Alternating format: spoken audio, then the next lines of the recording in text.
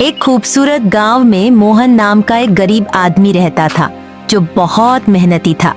एक दिन मोहन खेतों में काम कर रहा था कि तभी खेत का मालिक आता है और गुस्से में उसे काम से निकाल देता है। सीता, जो मोहन की पत्नी है, वह परेशान होकर मोहन से कहती है, मोहन, हम कब तक ऐसे ही भूखे रहेंगे? हमारे घर का चूल्हा सिर्फ 15 दिन जलता है, बाकी दिन भूखे सोना पड़ता है। मोहन ने सीता को तसल्ली दी। सीता, तुम जानती हो मैं दिन रात मेहनत करता हूँ।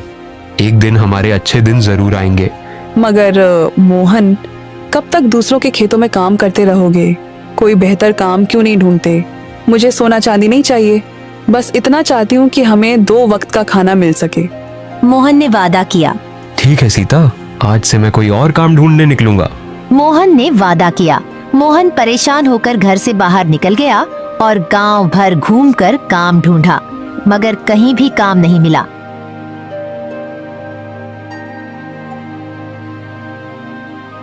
आखिर में वह मुखिया के पास गया। मुखिया एक अच्छा आदमी था।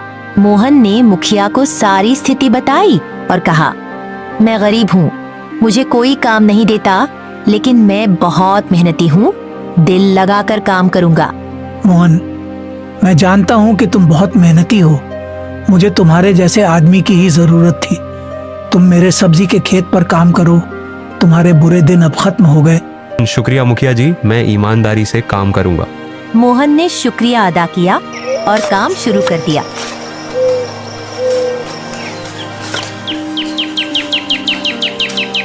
एक दिन काम के बाद मोहन बहुत भूखा था। उसने सुना था कि राजन का ढाबा बहुत मशहूर है। गया और बोला, भाई मुझे तूर दाल, देसी घी वाली रोटी और चावल दे दो, बहुत भूख लग रही है।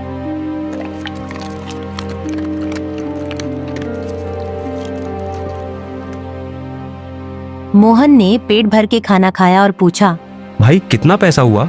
कालू, जो ढाबे का नौकर था, बोला, तुमने तूर दाल, देसी घी वाली रोटी और चावल खाया है, तुम्हें इतना पैसा देना होगा।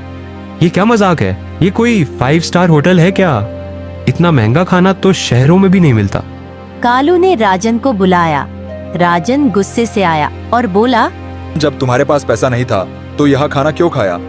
मेरे पास अब भी पैसा नहीं है, ये थोड़ा पैसा रख लो, बाकी मैं धीरे धीरे चुका दूंगा। यहाँ सिर्फ पैसों से खाना मिलता है, गरीबों की कोई इज्जत नहीं होती। तुम जैसे लोग सिर्फ भीख मांगने लायक है। राजन ने गुस्सा करते हुए मोहन को बेइज्जत किया और जोर से धक्का दिया। मोहन रोते हुए अपने घर गया। सीता ने उसकी हालत देखी तो परेशान होकर बोली, मोहन, तुम परेशान क्यों हो? तुम्हें किसी ने कुछ कहा है क्या? राजन और विजय ने मुझे बातें सुनाई, सिर्फ इसीलिए क्योंकि मैं उनका महंगा खाना अफोर्ड नहीं कर सका। मेरी यह गरीबी मुझे जगह जगह जलील करवाती है। मोहन, मैं चुप नहीं बैठूंगी। हम मुखिया के पास उनकी शिकायत लेकर जरूर जाएंगे।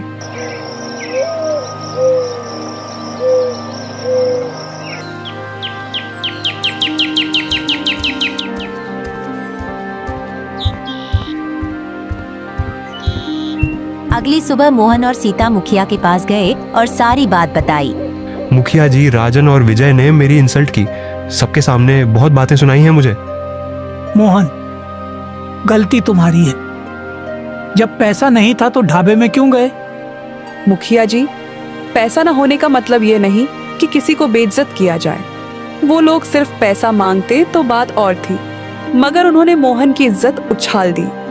ठीक है, मैं राजन से बात करूंगा। मगर मोहन समझ गया कि मुखिया भी राजन का साथी है। मोहन ने गुस्से से कहा, मैं राजन और विजय से बदला जरूर लूंगा।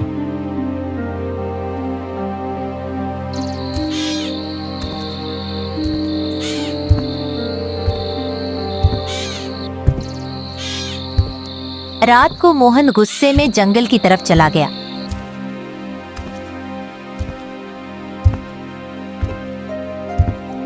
वहाँ एक अजनबी आदमी मिला जो बोला, मैं तुम्हें बहुत देर से देख रहा हूँ। तुम्हारे चेहरे से लगता है कि तुमने कुछ नहीं खाया। उस आदमी ने एक प्लेट रखी जिसमें मोहन की पसंद का खाना था, मगर मोहन ने मना कर दिया। भाई, मैं बिना पैसों के तुम्हारा खाना नहीं खा सकता। मेरे पास तुम्हें देने के लिए कुछ नहीं है। उस आदमी ने मुस्कुराकर कहा, मैं तुमसे पैसा नहीं मांग रहा, पहले खाना खाओ फिर बताओ क्या बात है। मोहन ने खाना खाया और सारी कहानी सुनाई। फिर उस आदमी ने कहा, मैं तुम्हारी मदद करूंगा। यह एक जादू की थाली है। इसके सामने जो भी खाने का नाम लोगे वह इसमें आ जाएगा। मगर याद रखना, अगर तुम एक प्लेट का 10 रुपये से ज्यादा पैसा लोगे तो यह जादू खत्म हो जाएगा। शुक्रिया भाई, यह तो एक चमत्कार है। मोहन ने शुक्रिया अदा किया और घर गया। उसने सीता को सब कुछ बताया। सीता हैरान हो गई मगर खुश भी थी। मोहन ने अपने घर के बाहर ही एक नया ढाबा बना दिया। जादू की थाली से हर तरह का खाना निकलता और सिर्फ 1 रुपए में मिलता। गांव भर के लोग खुश हो गए। गरीब लोग भी अच्छा खाना खाने लगे। चाचा, सिर्फ 10 रुपये की प्लेट है जिससे आप जो चाहें पेट भरकर खा सकते हैं। हमारे ढाबे का अपने दोस्तों और रिश्तेदारों को जरूर बताइएगा। एक दिन राजन और विजय ने मोहन को रास्ते में घेर लिया और उसे जोर से पीटना शुरू कर दिया।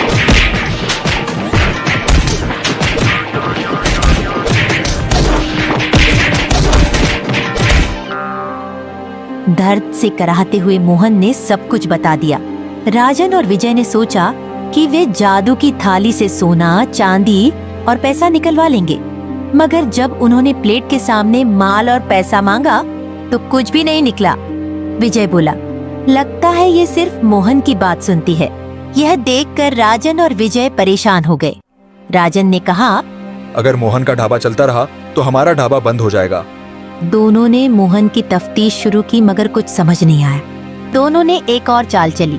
हम मोहन के खाने में जहर मिला देते हैं, फिर उसका ढाबा बंद हो जाएगा। अगली सुबह दोनों ने मोहन की जादू की थाली में जहर मिलाने का प्लान बनाया। मगर इससे पहले कि वे जहर मिलाते, मुखिया पुलिस लेकर आ गया और दोनों को गिरफ्तार करवा दिया। मुखिया ने कहा, तुम दोनों मोहन के खाने में जहर मिला रहे थे, तुम्हें सजा मिलेगी। राजन और विजय जेल चले गए।